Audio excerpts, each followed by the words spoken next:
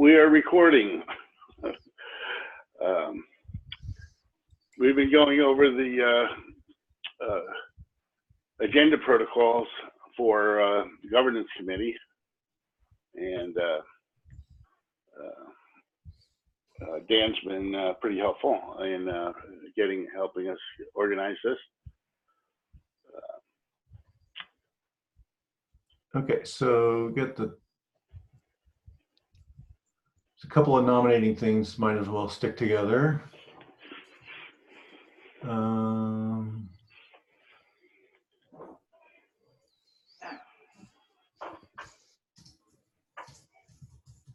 going to put the audit and finance there because I hope that somebody actually,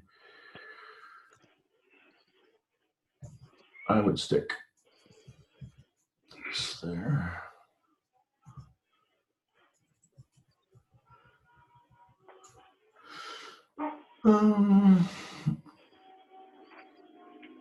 What's executive committee?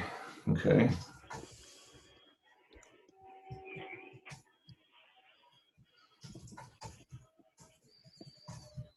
And the priority of these agenda items would be like, well, is there anything that the compensation committee needs to do? Well, no, then maybe we don't need to talk about the compensation committee anytime soon. See what I mean? Well, it doesn't exist yet. Okay, and maybe that's okay as long as it doesn't need to do anything. I don't know if we have good notes, but I think somebody was suggesting that there was work for the compensation committee. Okay, well, that person should step forward, and and until then, it belongs at the bottom of the agenda.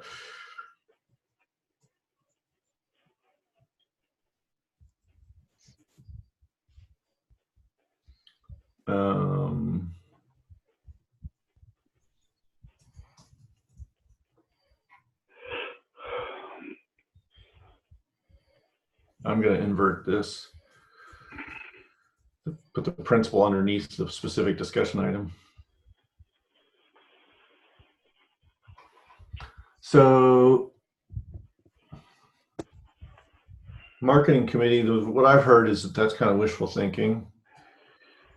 We have the communications working group, right?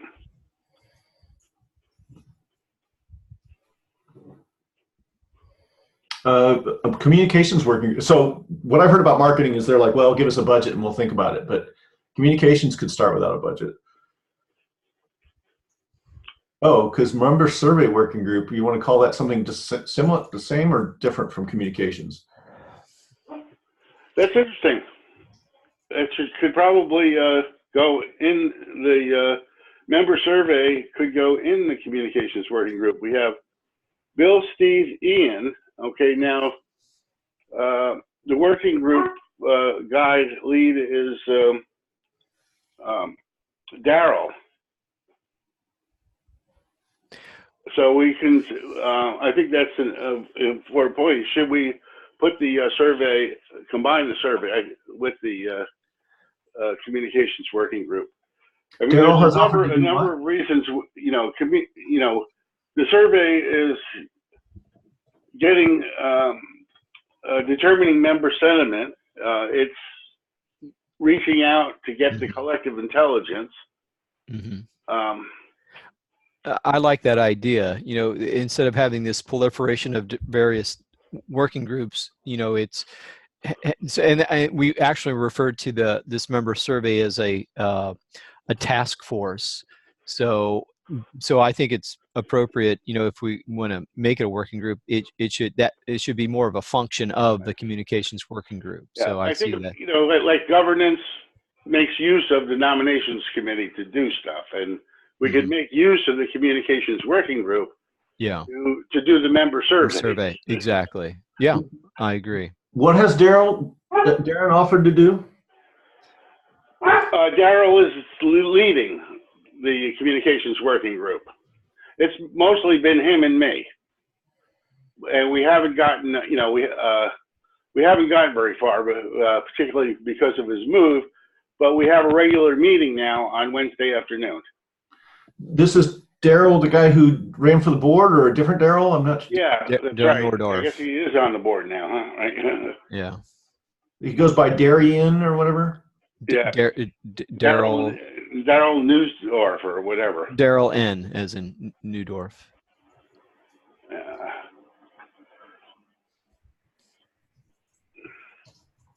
Wednesdays at what time? It's 4 p.m. New York.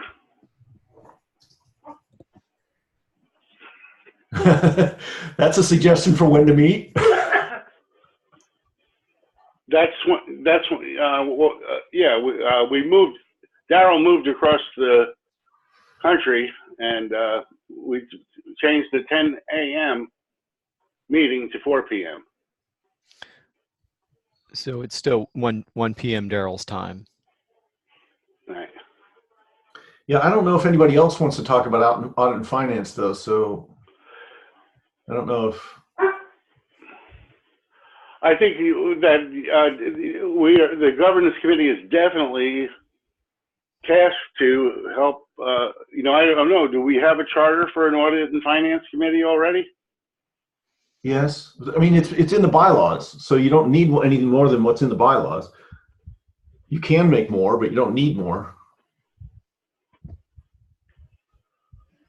But I don't know if anybody on the governance group is actually interested to talk about it or do work. Well, I think that this is clearly an area that is of concern to the membership, and which member wants to do work? Has been reflected in in the SM in the special meeting 19. Yeah, but the result of the special meeting thing was that nobody is willing to do the work. Is anybody willing to do the work now? Well, I guess it's how do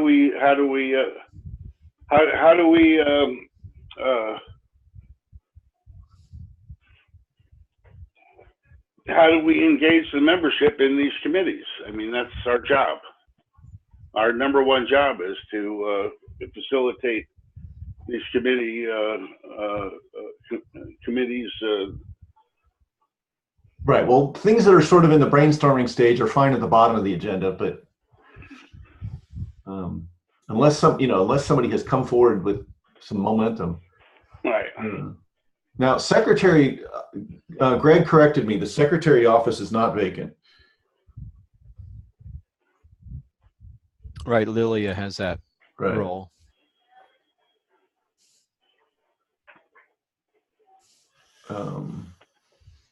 Well, Dan, so you expressed an interest as a treasurer.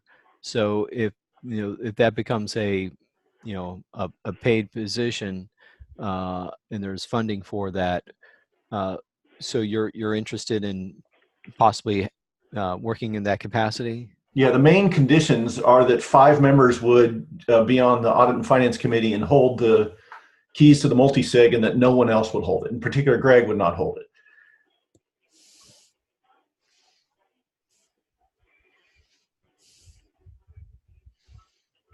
Where is this written? It's not. I just said it out loud. I just said it into a recorded space for the first time. Oh, okay. Okay. Yeah. So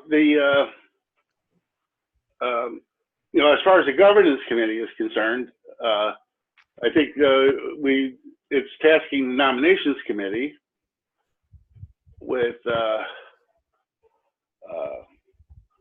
making a recommendation with respect to Dan's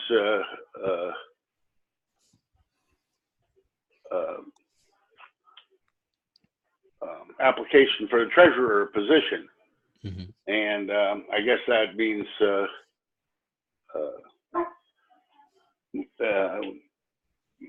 his conditions have to be considered at that point. And Dan, you mentioned that one condition or those conditions.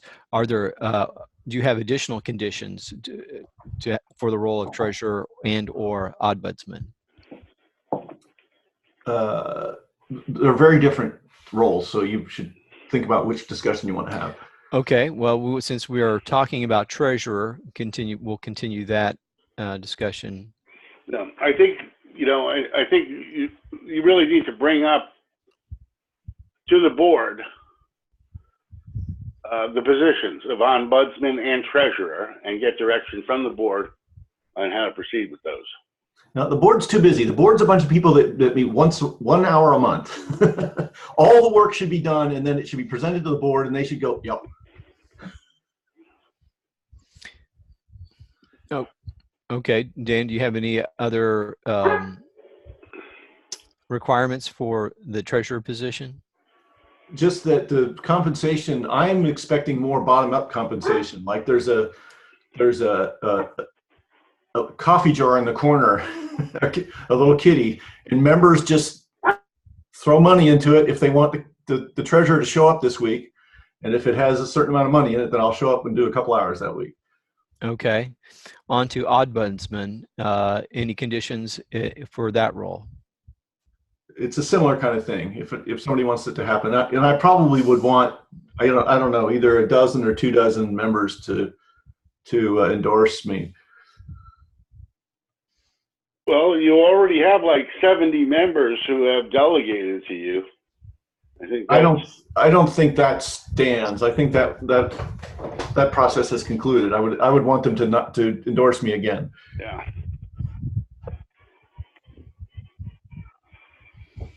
Okay, so based on the comments here, the nomination committee would need to convene and have discuss those. Again, be careful with these words "need." It might be nice to have the nominations committee, but they don't need to. Well, if to make any this past election shows that, right? Well, we do have a committee, and it has been meeting regularly until now. It just needs to know if it has a continued purpose or not. If it has a continued purpose, it already exists. We already have it. Oh, okay. Well, I didn't know that. Earlier, I asked whether it has, clear mandate from the board, and I thought I heard a no answer. But no, the board chose Ian as the chair. Yeah, I mean, certainly.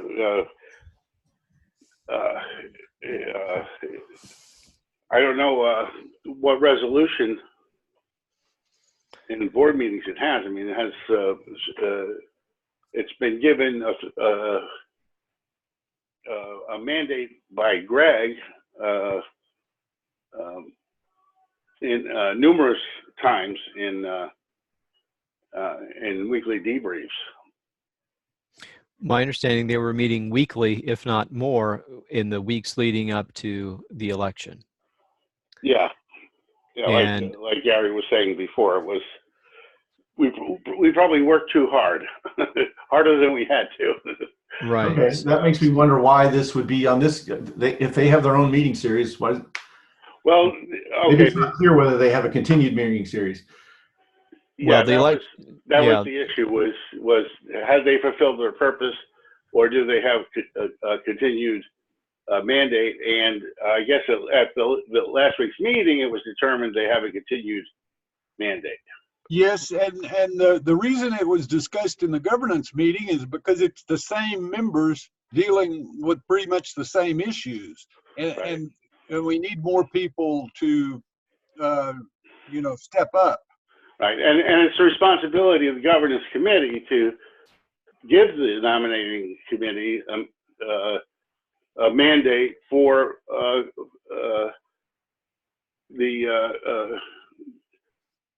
when necessary, and a position needs to be filled, right? Well, wait a minute. Careful there, Jim. I've read all the charters and stuff. The governance committee is strictly advisory. It can't generate mandate for anybody. Right. Yeah. We can only suggest to the nomination committee that they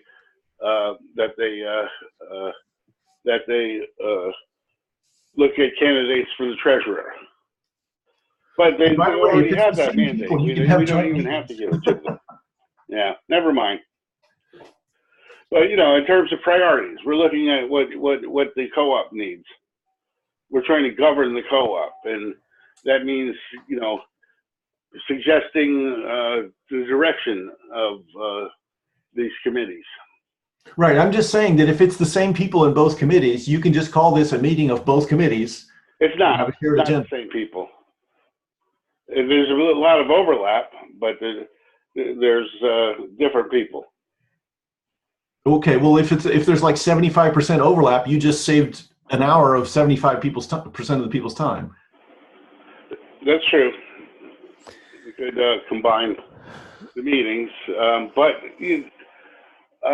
one of the issues was that the nominations committee was dealing with confidential information and was not recorded. Yeah, that makes it a pretty different meeting. And the governance committee is 1 hour, and we use that full hour for governance related topics.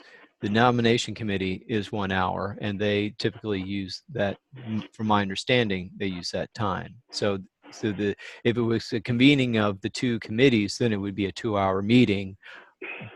Well, I mean, you can just decide we're going to deal with the things that are worth the top priority for an hour. I mean, it's everybody's, you know, if you're not saving anybody an hour, then yeah, you can have separate meetings and et cetera. Right. And, you know, I mean, that's still being determined. The nominations may not need to meet every week. But right now, I think they do have a. Okay, we've about exhausted the time that I'm interested to spend without the chairs here. Yeah. Okay. Is there? I will stop the recording.